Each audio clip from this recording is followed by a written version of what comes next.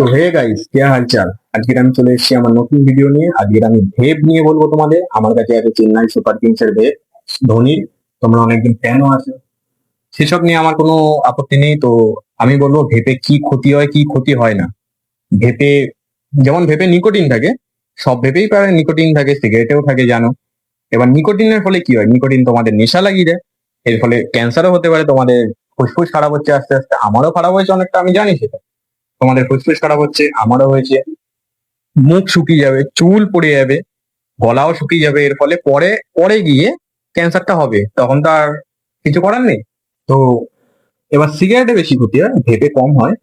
তো আমি পরামর্শ দিই, যারা এখন সিগারেট খাচ্ছ, আমিও খেতাম আগে।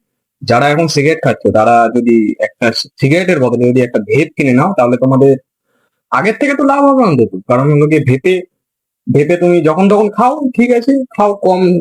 যেসব ভেপে নিকোটিন কম থাকে সেই সব ভেপ কেনো, খাও তোমরা, কোনো আপত্তি নেই। একটু কম ক্ষতি হবে তোমাদের, কারণ নেশা ছাড়ানো সহজ কাজ না, আমিও ছাড়তে পারছি না নেশা। তো দেখা হচ্ছে পরের ভিডিওতে, ততক্ষণের জন্য বাই।